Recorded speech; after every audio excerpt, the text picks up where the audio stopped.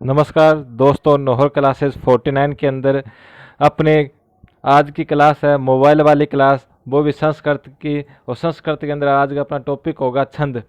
और छंद को आपको बहुत ही आसान तरीकों के माध्यम से पढ़ाया जाएगा और एक बार पढ़ोगे तो भूलना भूल जाओगे। तो छंद हम पढ़ते हैं। छंद वर्णों अथवा वर्णों के समूह को पाद मानकर रचे हुए वाक्य समूह को छंद कहा जाता है। ठीक है, इसके कोई बस ध्यान रखना अपने को। पहला प्रश्न बनता है कि संत शास्त्र के ज्ञाता किसे कहते हैं। संत शास्त्र के ज्ञाता पिंगल मुनि को माना जाता है, और जिसका शाब्दिक अर्थ होता है, छंद का शाब्दिक अर्थ है पद से। छंद पादौ तु वेदस्य है। छंद पादौ तु वेदस्य यानी छंद को वेद रूपी पुरुष का पैर कहते हैं। छंद को क्या कहते हैं? वेदों का। छंद को वेदों का पैर कहा जाता है। छंद को वेदों का पैर कहा जाता है। और यति का अर्थ होता है रुकना। यति का अर्थ होता है रुकना। रुकना अथवा श्लोक के मध्य में श्वास को विराम देना ही यति कहलाती है। ये अपने नॉर्मल ज्ञान है, लेकिन एग्जाम में नहीं आएगी। श्लोक में 4 चरण के पाद होते हैं और मुख्य 2 प्रकार के होते हैं। अब पूछे मुख्य छंद कितने प्रकार के होते हैं? मुख्य छंद 2 प्रकार के होते हैं। पहला तो होता है लौकिक, दूसरा होता है वैदिक। पहला होता है लौकिक, दूसरा होता है वैदिक। अब लौकिक छंद भी 2 प्रकार के होते हैं। लौकिक छंद 2 प्रकार के होते हैं। कौन सा? पहला होता है मात्रिक छंद, दूसरा होता है वर्णिक छंद। अब मात्रिक छंद के अंदर हम क्या करेंगे? मात्राओं की गणना करेंगे। मात्रिक छंद के अंदर हम क्या करेंगे? मात्राओं की गणना करेंगे, और इसे मात्रिक छंद कहा जाता है। किसी भी वर्ण के उच्चारण में जो जितना समय लगता है वह उसकी मात्रा कहलाती है। और मात्रा 3 प्रकार की होती है, यानी मात्राओं को हम समय के आधार पर मानते हैं। पहली होती है ह्रस्व या लघु या एक मात्रिक, जिसका 1 सेकंड का समय होता है। दूसरी होती है दीर्घ यानी गुरु दीर्घ या द्विमात्रिक, जिसका 2 सेकंड का समय होता है। तीसरी होती है पलुक यानी त्रिमात्रिक, जिसका 3 सेकंड का समय होता है। और तीनों के निशान दिए। एक मात्रिक का तो 1 लिखेंगे, द्विमात्रिक का अस लिखेंगे, त्रिमात्रिक का ओम की तरह 3 लिखेंगे। अब आगे और देखते हैं। यानी विशेष यानी विशेष लघु ह्रस्व स्वर 5 प्रकार के माने गए हैं। अ ई उ री लृ। अ ई उ लृ, ये होते हैं 5। और दीर्घ स्वर होते हैं 8, यानी आ ई उ री ए ऐ ओ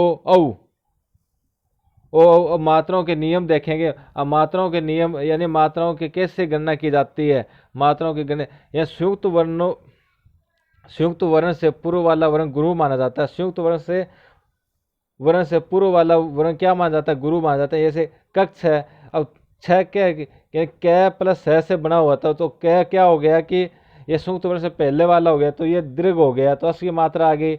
और छह को क्या, कक्ष 6 हो गया, तो इसको क्या हो गई? लघु मात्रा हो गई। अब यज्ञ और ज्ञ किससे बनता है? जय प्लस ये से बनता है, तो ये क्या हो गया? संयुक्त वर्ण हो गया। और ये क्या है? सिंगल वर्ण यानी लघु है, तो इसके ऊपर संयुक्त वर्ण से पहले वर्ण क्या हो जाएगा? दीर्घ हो जाएगा, यानी असली मात्रा आ गई। अब अंबर है, तो मैं आधा हो गया, बै पूरा, ये संयुक्त वर्ण हो गया, तो ए क्या है कि सिंगल वर्ण है यानी लघु है, तो ये दीर्घ हो जाएगा। मन्य, अब नय और ये तो हो गया संयुक्त वर्ण, मैं हो गया दीर्घ वर्ण हो जाएगा। अब आगे देखते हैं कि आगे इसका दूसरा प्रकार आता है कि अनुस्वार से पूर्व वर्ण भी गुरु माना जाता है। अनुस्वार से पूर्व वर्ण भी क्या माना जाता है?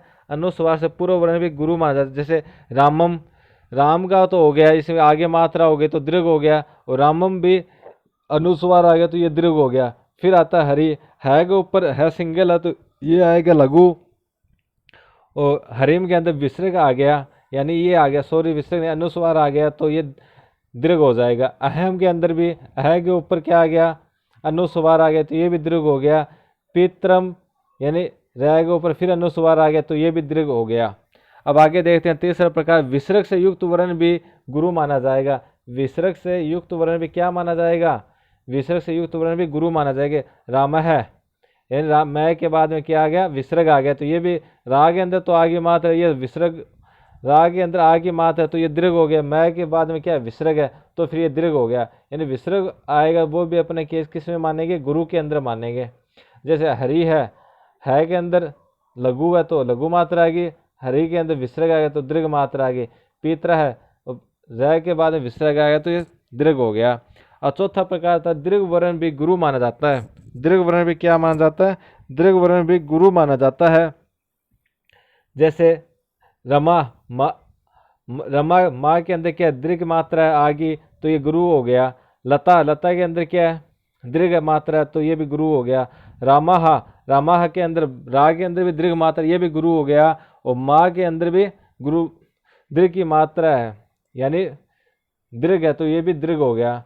और पिता है, पी के अंदर तो हो गया लघु मात्रा क्योंकि छोटी हो गई। और ता के अंदर बड़ा स्वर है, तो ये दीर्घ हो गया, तो दीर्घ मात्रा होगी। अब पद के अंत में अपनी आवश्यकता अनुसार हम लघु व गुरु मान लिया करते हैं, ये मान लिया जाता है। अब अगला छंद आता है अपना आर्य छंद। अब मात्राओं की गणना बताया था, अब दोबारा देख लेते हैं मात्राओं की गणना करना। जैसे संयुक्त वर्ण से पूर्व वाला वर्ण क्या माना जाएगा? संयुक्त वर्ण से पूर्व वाला वर्ण, संयुक्त वर्ण से पूर्व वाला वर्ण गुरु माना जाएगा। अनुस्वार अनुस्वार से युक्त वर्ण गुरु माना जाएगा। और विसर्ग से युक्त वर्ण भी क्या माना जाएगा? गुरु माना जाएगा। और दीर्घ वर्ण भी गुरु माना जाएगा। और पद के अंत में आवश्यकता अनुसार हम लघु या गुरु मान लिया करते हैं। अब अगला आता आर्य छंद। आर्य छंद पढ़े। यस्य पदे प्रथमे पादे द्वादश मात्रा सत्य तृतीय पी अष्टादश द्वितीय चतुर्थ के पंचदश सार्य, यानी प्रथम व तृतीय पाद में तो 12 होते हैं। आर्य छंद किसका प्रकार है? आर्य छंद मात्रिक छंद का प्रकार है, मात्रिक छंद का प्रकार है। और इसके अंदर मात्राओं की गणना करें, यानी प्रथम चरण और तृतीय चरण के अंदर 12 मात्राएं होंगी। और द्वितीय पाद में 18 और चतुर्थ पाद के अंदर 15 मात्राएं होती है। कुल मात्राएं 57 होती है। अब इसके अंदर हम अब उदाहरण देखेंगे।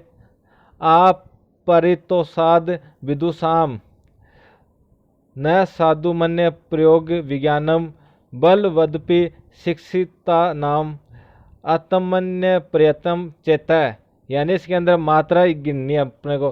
पहले चरण के अंदर 12 होगी, तीसरे चरण में भी 12 मात्राएं होगी, द्वितीय पाद के अंदर यानी 18 होगी, चतुर्थ पाद में 15 मात्राएं होगी। यानी आगे ऊपर तो हम मात्राएं लगाएंगे इसके ऊपर। जैसे आगे ऊपर तो ये दीर्घ है, तो दीर्घ मात्रा आएगी। पै के अंदर लघु आएगी, री के अंदर लघु आएगी क्यों लघु वर्ण है। तो के अंदर ये आएगी दीर्घ आएगी।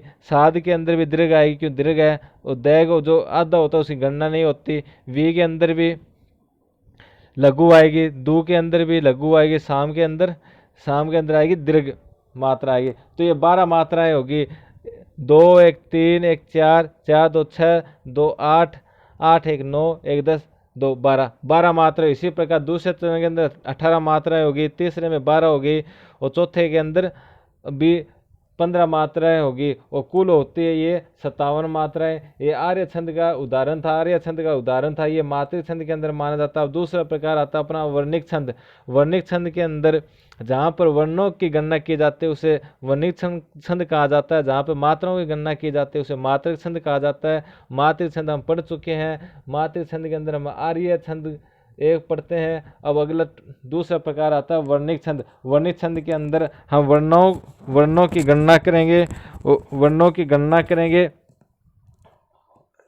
जहाँ पर वर्ण गिने जाते हैं उसे वर्णिक छंद कहा जाता है।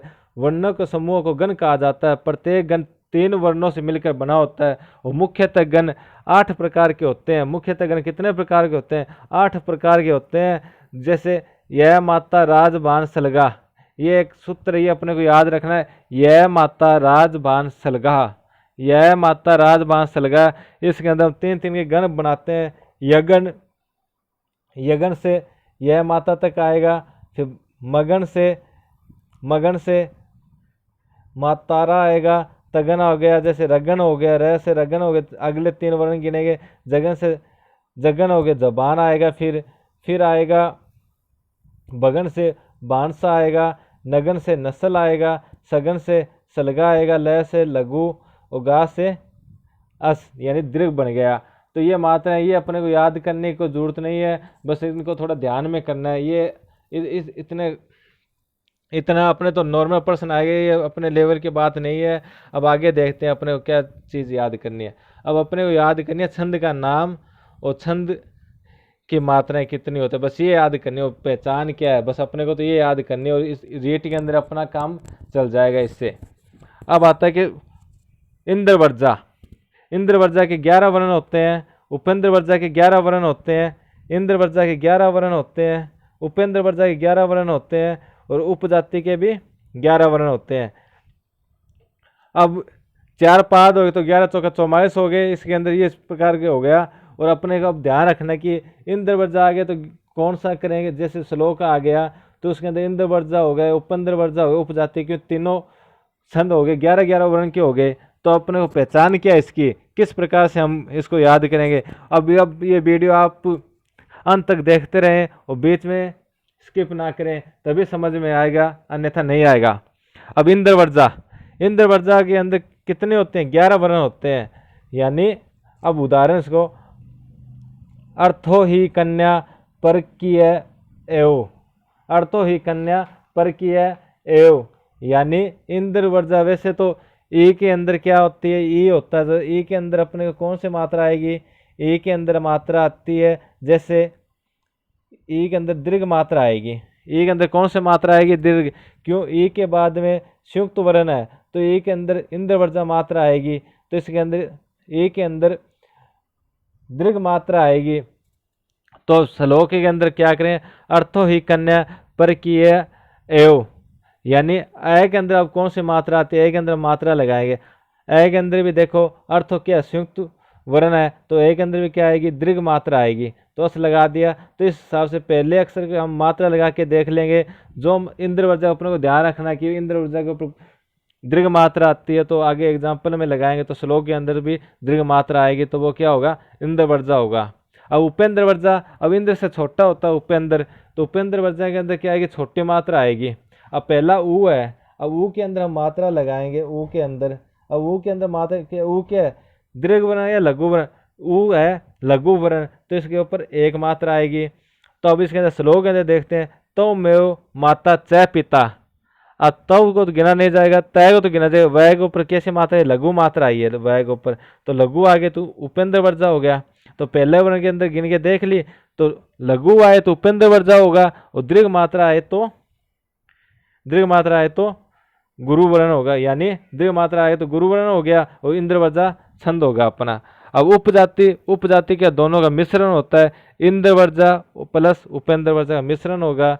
इसके अंदर पहले वर्ण के अंदर गुरु आ जाए, दूसरे छंद में भी गुरु आ जाए, तीसरे में गुरु आ जाए, चौथे के अंदर लघु आ जाए, जैसे तो वो उपजाति हो जाता है कि उसके अंदर 2 गुरु हो गए, 2 लघु हो गए। तो इस प्रकार से उपजाति होता है।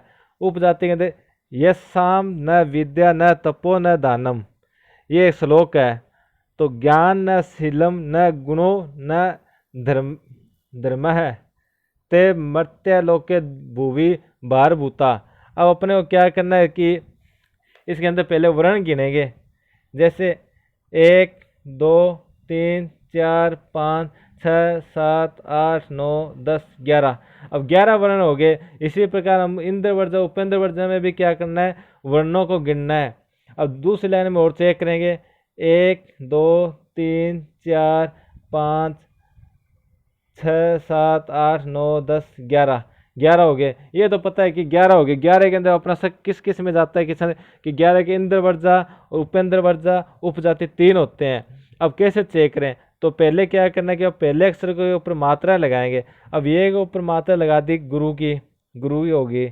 अब ज्ञान के ऊपर भी मात्रा आ गई गुरु की। अब ते के ऊपर भी मात्रा आ गई गुरु की, और मैं के ऊपर मात्रा आ गई लघु की। ये पता चल गया कि मिक्स हो रहा है। तो मिक्स होता है तो कौन सा छंद होता है, उपजाति छंद होता है अपना। तो इस प्रकार से हम उपजाति छंद कर देंगे। अब एक बार दोबारा देख लेते हैं, इंद्रवर्जा जैसे इंद्रवर्जा उपेंद्र वर्जा उपजाति, अपने कितने छंद हो गए, इंद्रवर्जा उपेंद्र वर्जा उपजाति, तीनों के अंदर 11-11 मात्राएं आती है, यानी 11-11 वर्ण आते हैं। 11-11 वर्ण आएंगे तो अपने को सोचें 3 छंद हो गए, इंद्र वर्जा, उपेंद्र वर्जा, उपजाति। अब क्या करना है कि हमको इसमें मात्राएं गिननी पड़ेगी। मात्राएं गिनेंगे तो हम अब मात्राएं नहीं सॉरी वर्ण गिनने पड़ेंगे।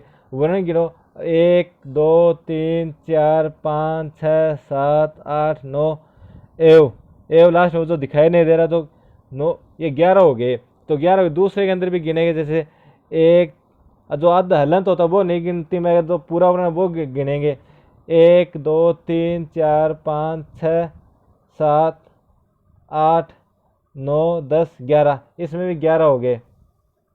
इसी प्रकार हम उपजाति में गिनेंगे, जैसे 1 2 3 4 5 6 7 8 9 10 11। अब इसके अंदर 11 हो गए, तो 11 11 3 छंद आ गए, उपजाति, उपेंद्र वर्जा और इंद्र वर्जा। अब अपने को पता लगाना है कौन सा छंद है, कौन सा छंद है। अब इंद्र वर्जा के अंदर आपको बता दिया ई के अंदर क्या आएगा, ई के अंदर क्या आएगा, ई के अंदर क्या कि दीर्घ मात्रा आती है। तो पहले वर्ण के अंदर अर्थों के अंदर अपन दीर्घ मात्रा लगा लेंगे।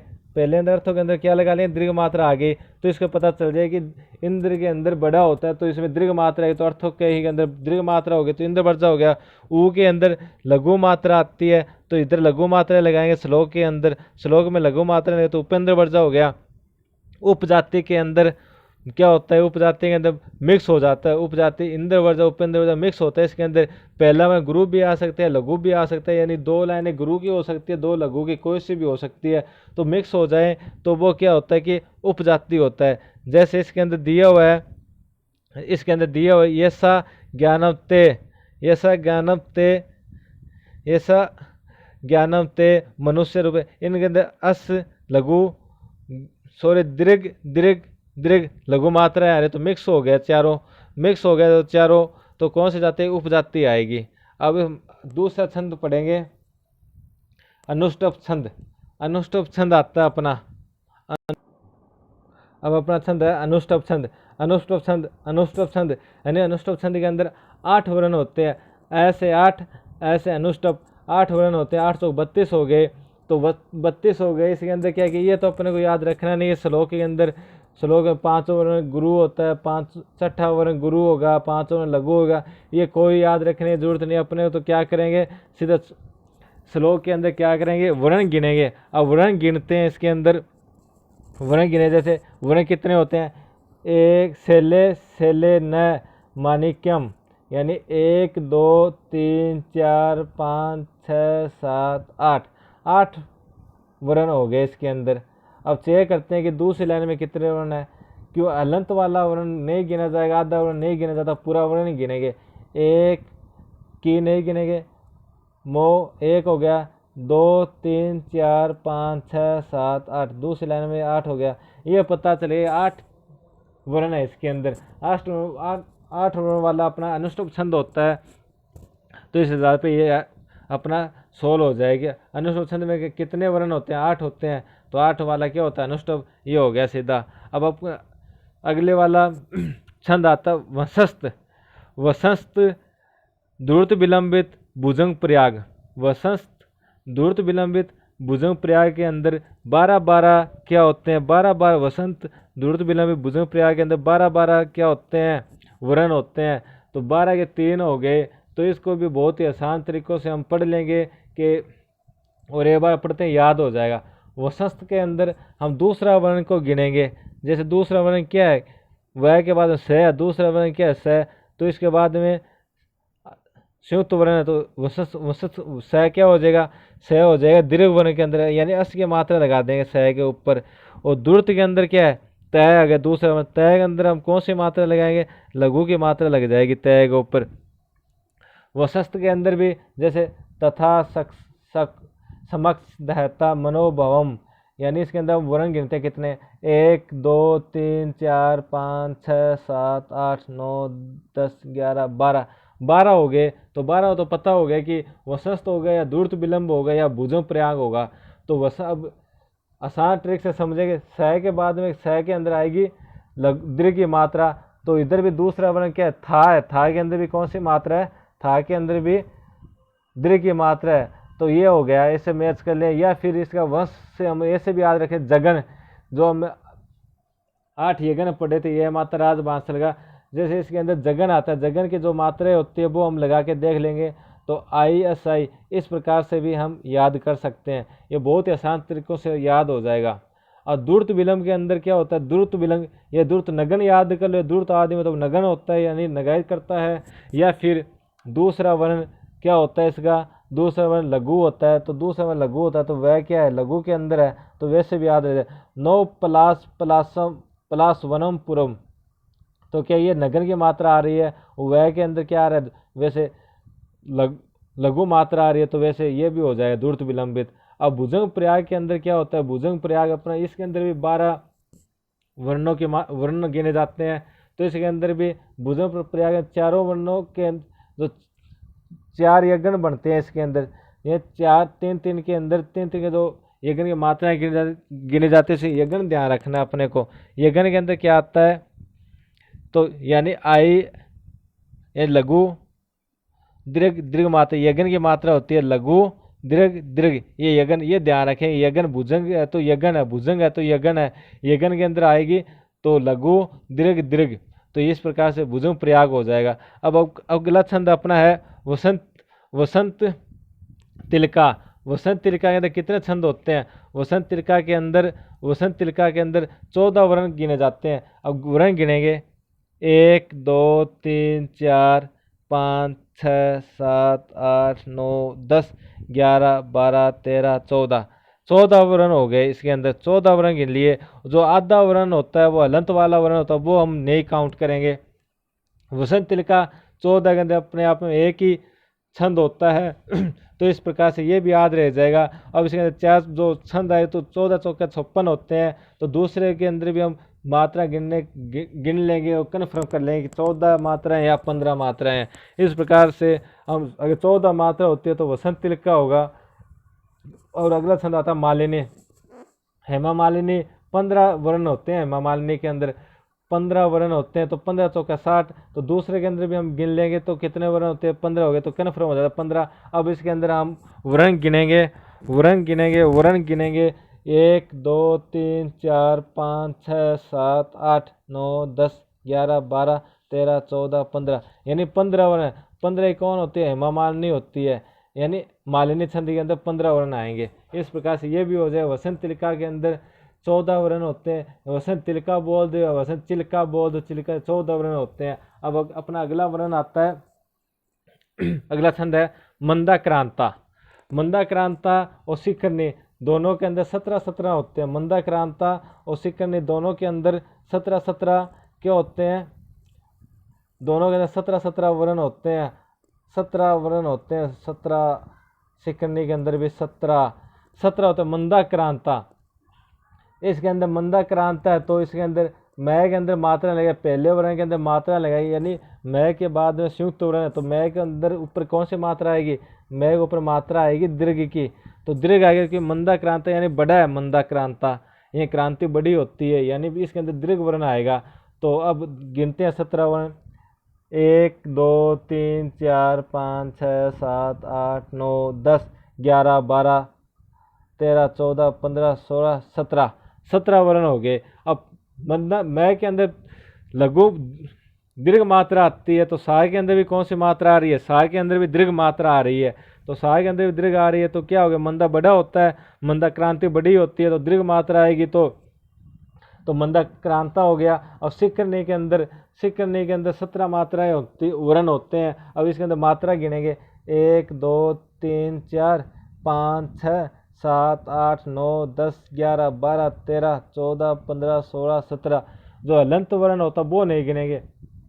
शिखरनी के अंदर छोटी होती है, शिखरनी छोटी होती है तो इसके अंदर पहला वर्ण जो क्या होगा, पहला वर्ण होगा लघु होगा, यानी स के अंदर छोटी मात्रा आती है यानी लघु होता है सी, तो यानी सी की एक मात्रा होगी और मैं के अंदर भी एक मात्रा होती है, तो ये भी क्या हो गया, शिखरनी के लघु मात्रा। तो पता चल गया शिखरनी 2 होते हैं, शिखरनी एक मात्रा होते हैं, शिखरनी छंद हो गया। और 17 के 2 छंद होते हैं, शिखरनी या मंदाक्रांत है तो बड़ी मात्रा आएगी पहले वर्ण के अंदर और शिखरनी में छोटी मात्राएं आएगी। तो इस प्रकार से यह शिखरनी छंद हो गया। अब अगला छंद अपना शार्दूल विकृतम। शार्दूल विकृतम के अंदर 19 वर्ण होते हैं और 19 चौका 76 वर्ण हो गए। अब इसके अंदर मात्रा गिनेंगे। पहला काम अपना मात्रा गिनने का होता है, यानी 1 2 3 4 5 6 7 8 9 10 11 12 13 14 15 16 17 18 19 मात्राएं होगी। तो 19 मात्राओं से अपने को ध्यान रखना, 19 वर्ण होंगे, 19 वर्ण होंगे तो वहाँ सादुर विकृतम छंद होगा, यानी 19 वर्ण का एक ही छंद होता है, सादुर विकृतम। अब अगला छंद है संगधरा। संगधरा है तो इसके अंदर क्या होता है, 21 वर्ण होते हैं। 21 वर्ण हम गिन लेंगे, तो अगर 21 वर्ण होंगे तो वो संगधरा वर्ण छंद होगा। इस प्रकार से अपना छंद का टॉपिक पूरा हो गया। और आप चैनल को सब्सक्राइब करें और लाइक करें, और जो बात नहीं समझ में आ रही, जो चीज़ आप कमेंट बॉक्स में लिखें।